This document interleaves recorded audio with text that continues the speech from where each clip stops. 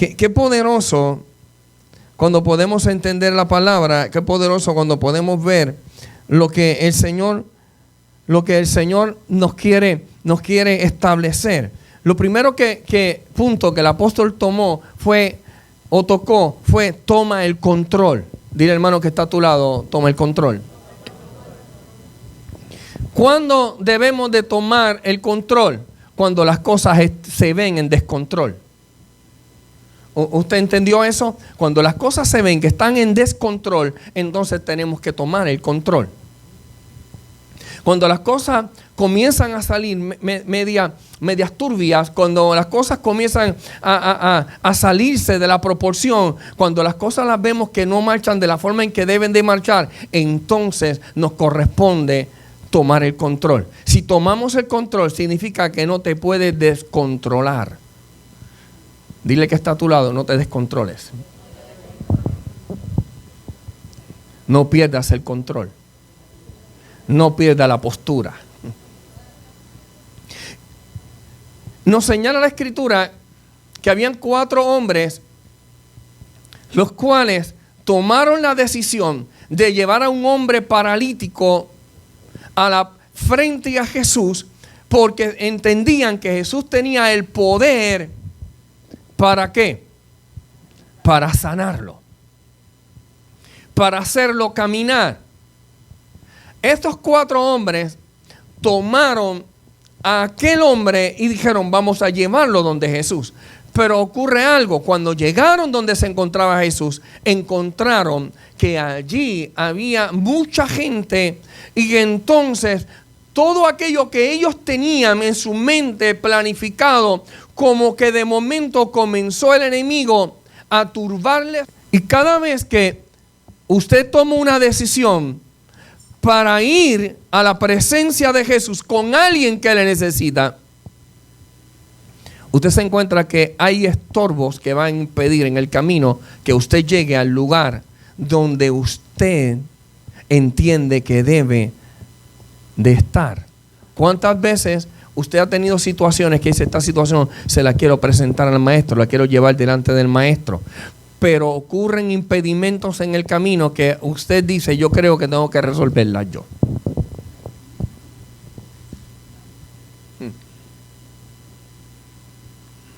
¿Sabe que en una ocasión vino a mi mente que hay gente que controla desde el descontrol?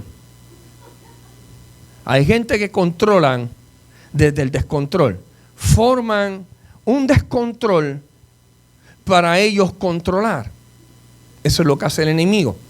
El enemigo te va a poner un impedimento y mañana te va a poner otro impedimento para tratar de controlarte. Forma descontroles, situaciones embarazosas para que tú te descontroles. Y él entonces controla desde el descontrol. Dile que está a tu lado, te detiene. El enemigo te detiene. Que no se turbe vuestra mente. Jesús dijo, no se turbe vuestro corazón. Es imposible que mi corazón se turbe. ¿Por qué? Porque mi corazón solamente bombea sangre, pero mi mente sí se turba. Él está hablando de la mente, que no se turbe tu mente. Que no se turbe tu mente. Dile, no, que no se turbe tus pensamientos. Satanás va a tratar de cambiarte el pensamiento. Te va a tratar de controlar. Y te corresponde tomar el control. Dominio propio. ¿Qué va a hacer Satanás? Lo que trató de hacer con estos 4 hombres. Trató de controlarlos, enseñándoles que allí había un descontrol, había mucha gente y era imposible que ellos llevaran a el necesitado a los pies de Jesús. Así que en aquel momento ocurre algo.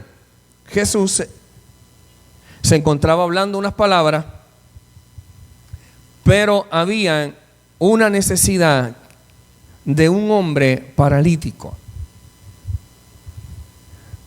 Hay gente que tiene parálisis, que necesita que alguien lo lleve. Dígame si usted a veces no se obliga a venir a la iglesia. Amén.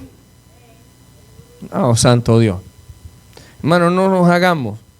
Hay momentos que tenemos que forzar a las cuatro extremidades, al revés. Tenemos que forzar. No tenemos que forzar para llegar aquí a la casa. Nos corresponde tomar el control. Aquellos 4 hombres tomaron el control y dijeron, espérate, no nos podemos descontrolar. No podemos descontrolarlo, tenemos que tomar el control. Y entonces, ¿qué dijeron? Vamos a subir ¿a qué? A la azotea. Subieron al techo. En momentos de descontrol, el tomar el control es subir a las alturas. Número 1, tomamos el control cuando hay descontrol. Segundo, tenemos que subir entonces a un nivel más alto. Nos corresponde subir a un nivel más alto. Por eso la Biblia nos habla acerca de alturas y nos corresponde vivir como el águila. El águila vive en las alturas y en medio del problema, en medio de la dificultad, el águila no ve la situación desde la tierra, lo ve desde lo alto.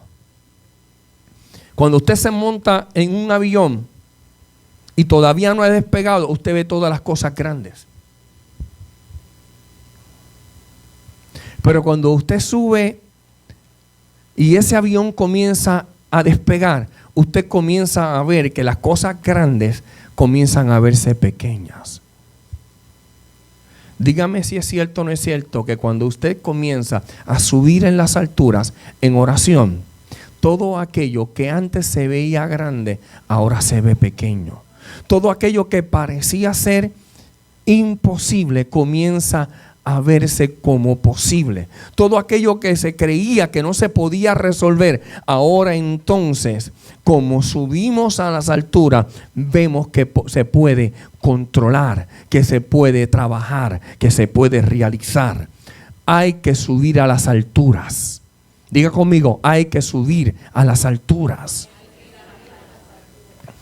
Como ministro nos corresponde romper techos. Pero mire esto. Cuando hablamos muchas veces de subir, esta gente no rompieron el techo para subir. Esta gente rompieron el techo para bajar el problema. Yo quiero que usted lo vea desde este punto de vista. Tú tienes que subir a un lugar más alto. Tienes que subir a las alturas para entonces ver el panorama, para entonces poder romper aquello que está impidiendo que se resuelva el problema. Muchas veces queremos romper los techos para poder subirnos al techo. Ellos se subieron al techo y luego rompieron lo que estaba impidiendo. Cuando aprendemos a tomar el control, esto nos ubica en la posición de subir de nivel para entonces ver las cosas desde un lugar más alto, y desde ese lugar más alto entonces podemos prepararnos para ver la gloria de Dios. ¿Sabe? Lo que a mí me llama la atención es que cuando ellos rompen el techo, bajan el paralítico y Jesús no ve la fe del paralítico. Jesús ve la fe de los que se treparon al techo y descendieron al paralítico. Y viendo la fe de ellos. Cuando tomas control, subes a un lugar más alto, rompe los impedimentos, creyendo que se va a resolver el problema. Déjame planteártelo de otra forma. Si nosotros estamos aquí en este nivel, si estamos en este nivel, nivel tierra, y queremos subir al nivel altura, el techo de esta casa, muchas veces lo que hacemos es como vía de escape. Ellos no estaban subiendo al techo como una vía de escape. Ellos estaban subiendo al techo como la alternativa para poder romper con los impedimentos y entonces lograr el milagro en el paralítico. ¿Qué significa? Mucha gente rompe los techos desde abajo porque lo que están buscando es una vía de escape. Primero sube a las alturas, luego rompes el techo. Porque entonces no vas a ver el techo como una vía de escape, sino lo vas a ver como la oportunidad de trabajar para entonces que se establezca un milagro.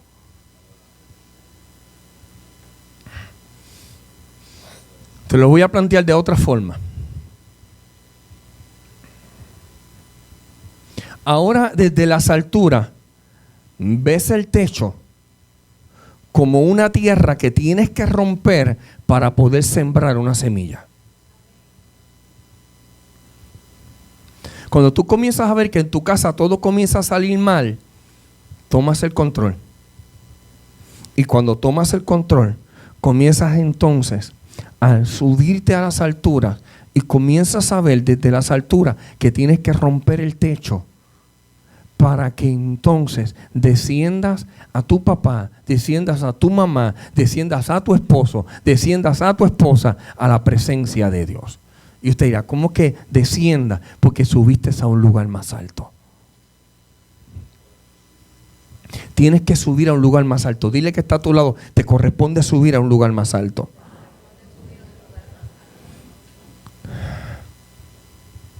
Ellos estaban dispuestos, mire esto, aquellos hombres estaban dispuestos a pasar lo que tuviesen que pasar, pero tenían en su corazón la certeza que si solamente ellos ponían a aquel hombre a los pies del maestro, Jesús le iba a sanar. Ellos entendían que Jesús iba a glorificar al Padre a través de un milagro en aquel paralítico. Hay algo que tenemos que entender en este principio. Y es que cuando rompemos el techo no es para gloria nuestra. Es para que el Padre sea glorificado. Y dice que viendo la fe de ellos actuaban creyendo. Ellos actuaban creyendo. ¿Cuántas veces nosotros actuamos creyendo en que va a ocurrir? Yo voy a hacer esto y esto va a ocurrir. Yo voy a hacer esto y esto va a traer una manifestación de gloria y de presencia. Pero muchas veces actuamos sin creer que las cosas van a ocurrir.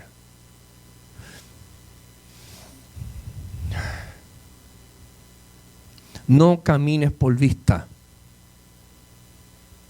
No camines por vista, camina por fe.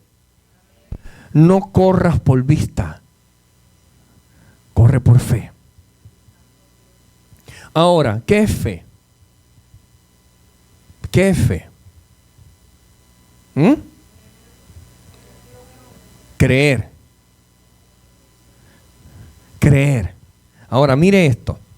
Veámoslo desde este otro punto de vista. Fe es obediencia. ¿Me escuchó? Creer me hace obediente. Porque cuando yo creo, actúo conforme a lo que creo.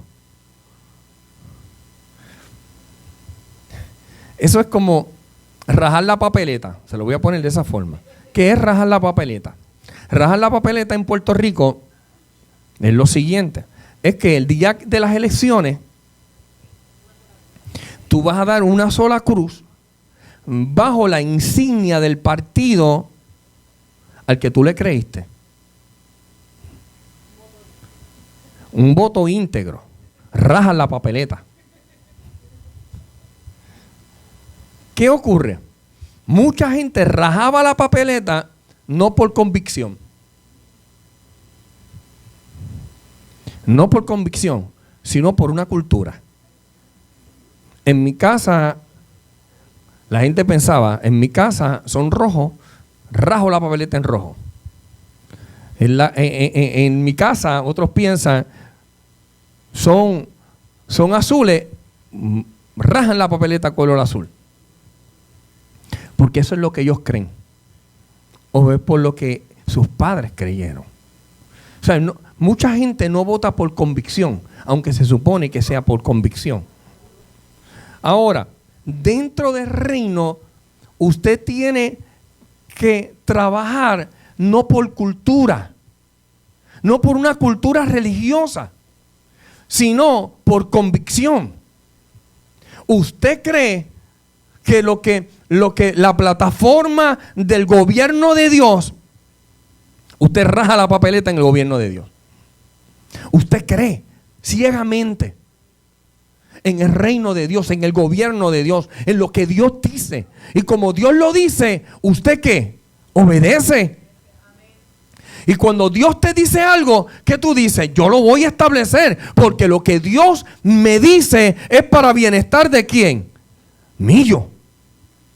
De igual forma, la gente en la tierra votaba por esa convicción, creyendo que lo que iba a hacer el gobernante era mejor para él.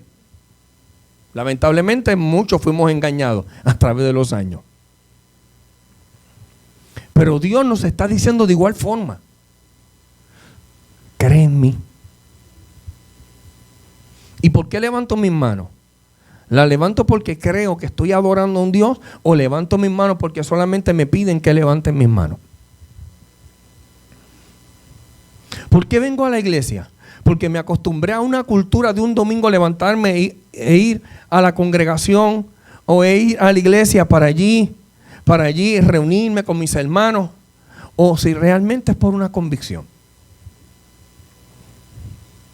Los que vienen preparados su corazón, que van a ver la gloria de Dios, es porque ya desde su casa están desatando una presencia.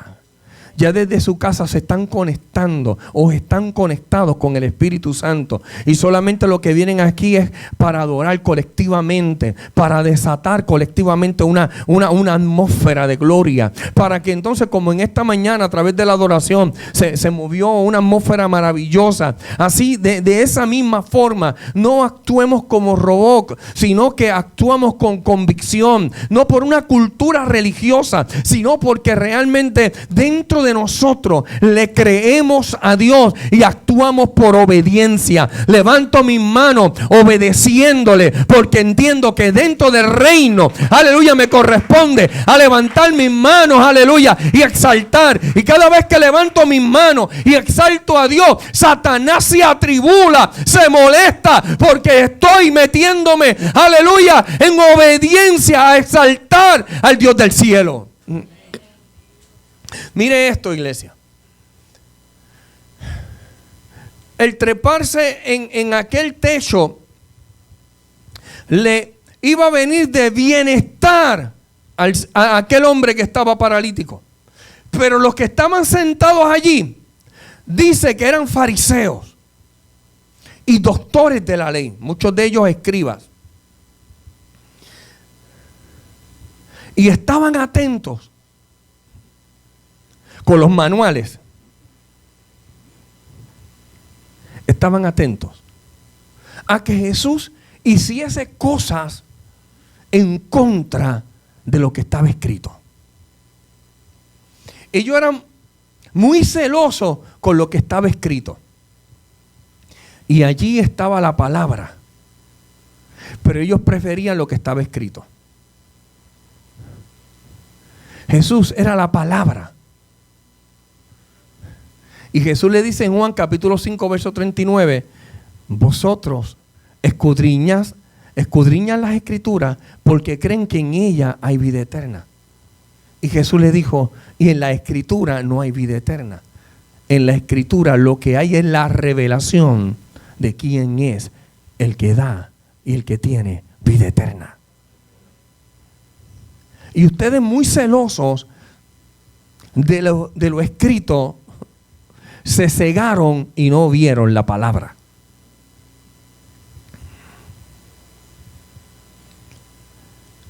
Ese día era un día de reposo. Ese día no se podía trabajar. Ese día nadie podía cargar. Ese día nadie podía hacer ningún trabajo forzoso, porque era criticado. Si habían espigas, no podían arrancar las espigas porque se consideraban un trabajo. Y todo eso, ellos lo tenían muy atesorado en su corazón y estaban atentos en lo que se estaba haciendo. Pero los escribas se encontraban dentro, pendientes a Jesús, y afuera habían 4 hombres que estaban cargando un paralítico que estaban violando la ley. Y aquellos escribas estaban más interesados en las violaciones que Jesús pudiese estar haciendo que realmente en los milagros que Jesús estaba desatando. La gente está más pendiente a las cosas que tú haces incorrectas que a las cosas que haces correctas. Y allí aquellos 4 hombres estaban cargando a quien no podían cargar porque estaban trabajando. Mas, sin embargo, había una ley que era oral, que decía que la vida estaba sobre encima de la ley. Allí Jesús se encontraba hablándole de vida a gente que lo que tenían una mentalidad de muerte.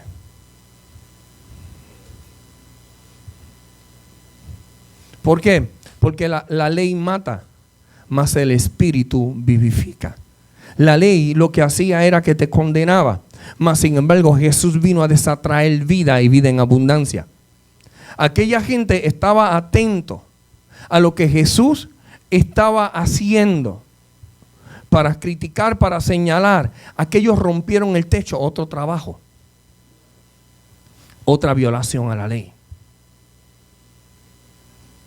Pero ellos entendían que la vida de aquel hombre era mayor que la ley, que el espíritu de la ley. Rompieron el techo, amarraron al paralítico y lo descendieron, otro trabajo. Aquella gente, para poder tomar el control, tenían que romper con techos que habían establecido el hombre. Porque solamente Dios le había dado la ley, sí. Pero el hombre estaba muy pendiente más a la ley que a los hombres necesitados. Ahora Jesús le dice a aquel paralítico, tus pecados te son ¿qué? Perdonados. Inmediatamente aquellos conocedores de la ley comenzaron a buscar. Me imagino que los rollos, yo quisiera imaginármelos, ellos sacando el rollo. O como eran muy conocedores diciéndole, en tal verso, en tal capítulo, en tal libro, dice lo siguiente.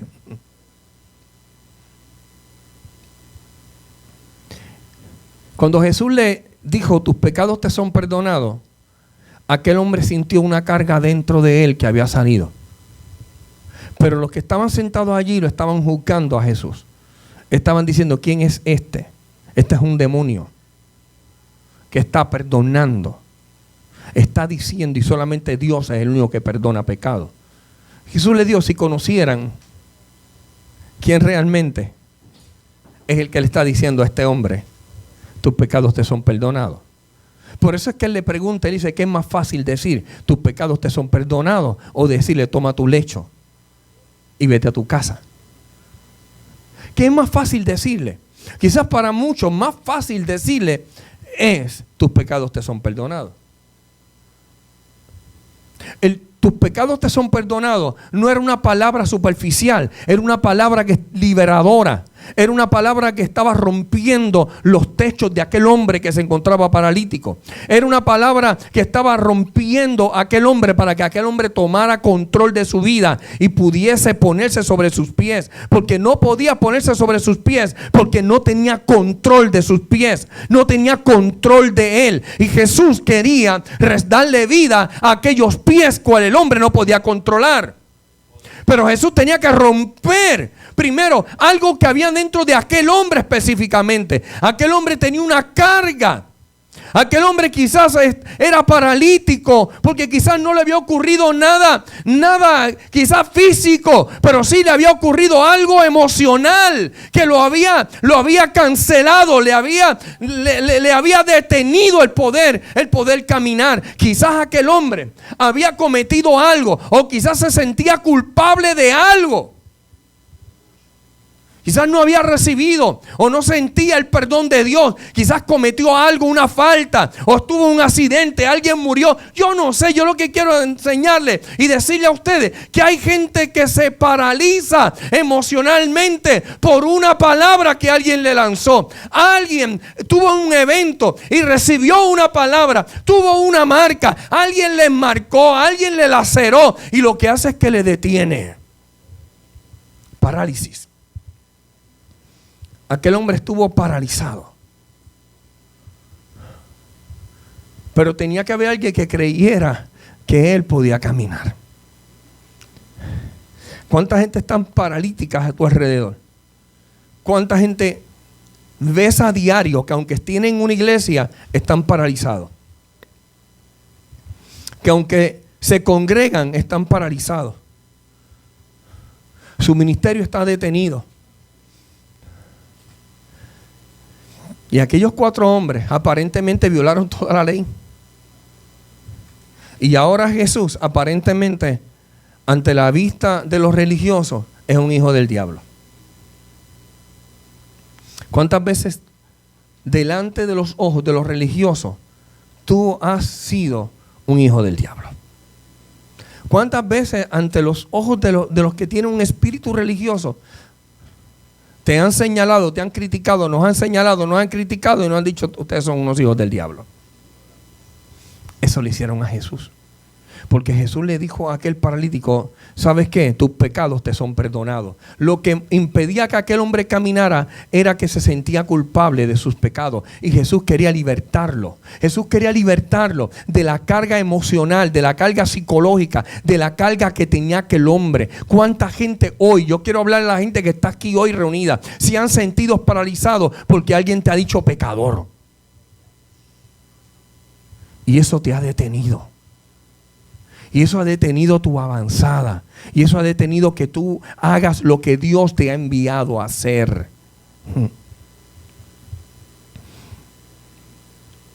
Oh, gloria a Dios.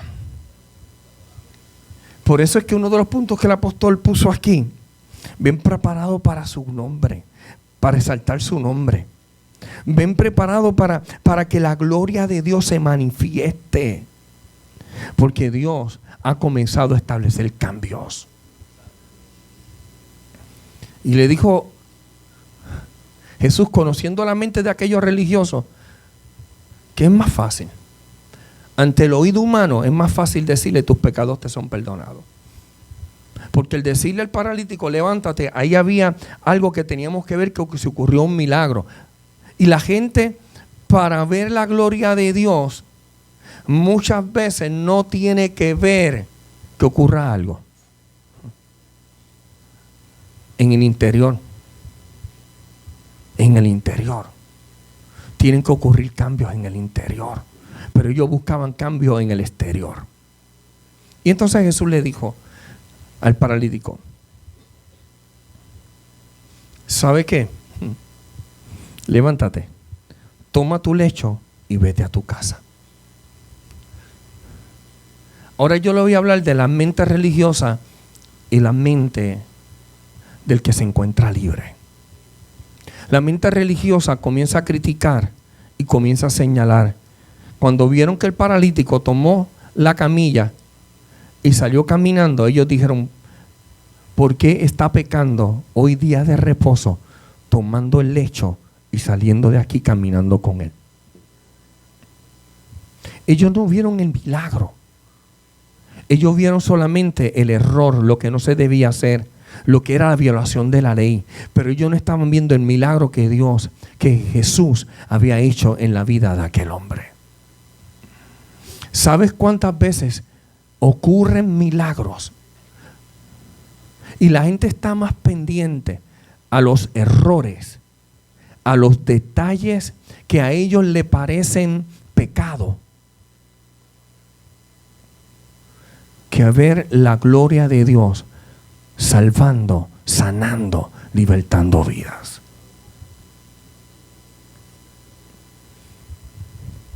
Yo no sé si el día que tú tuviste que tomar tu camilla y caminar, alguien te criticó. Yo no sé si el día que saliste de aquí, quizás caminando diferente, te criticaron y te señalaron como hicieron con Jacob, que ahora lo veían cojeando. Y mucha gente quizás diría, mira, se metió en la presencia de Dios para salir cojo. Pero en la presencia de Dios Jacob salió con otro nombre. Ya no se llamaba Jacob, se llamaba Israel. Aquel hombre en la presencia de Dios ya no se llamaba paralítico. Ahora él caminaba.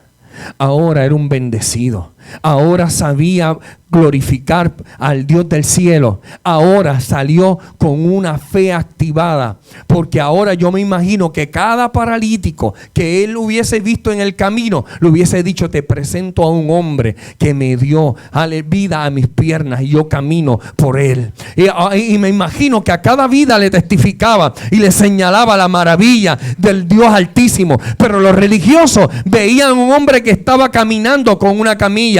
Pero otros que tenían la visión correcta, dice que comenzaron a glorificar al Dios Altísimo. Yo quiero decirte esto: el apóstol hoy, Dios le reveló estos 4 puntos. Número 1, toma control. Número 2, rompe con el techo. Número 3, ven preparado para que vean la gloria de Dios y para que glorifique su nombre. Y número 4, sobre todas las cosas, tú eres un hijo de Dios. Aleluya. Y debe arder el fuego en ti. En el corazón de aquel hombre debía de arder un fuego. Pero en el corazón de aquellos 4 hombres que se olvidaron del qué dirán, en el corazón de aquellos 4 hombres que tomaron el control en un momento de descontrol, en aquel corazón de aquellos 4 hombres que tuvieron que subir a las alturas para poder entonces romper el techo y bajarlo. No rompas el techo desde el suelo, rompe el techo desde las alturas. Vuelvo y te repito, iglesia, no rompamos más el techo desde abajo. Vamos a subir a un nivel más alto y rompamos los techos que están impidiendo que otros vean milagros.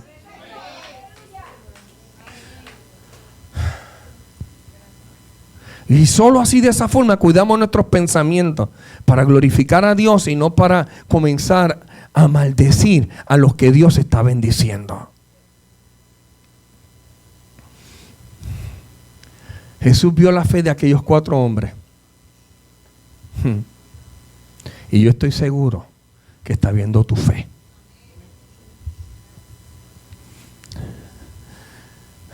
Y usted me dirá: apóstol, a mí se me hace difícil. De eso se trata. Que se está haciendo difícil, pero tú prosigues hacia adelante. Usted no sabe cuánta oposición, de eso es lo que te estoy hablando. Tomar el control no significa que no hayan oposiciones. Tomar el control es que aunque hayan oposiciones, yo sé hacia dónde yo voy a caminar. Yo sé hacia dónde yo me dirijo. Yo sé hacia dónde está mi milagro. Sube a las alturas. Rompe el techo. Rompe el techo, pero desde las alturas. Para que deposites a los pies del Maestro, desde un nivel más alto, tus necesidades. Y Él vea tu fe y le diga a tu paralítico: levántate, toma tu lecho y anda.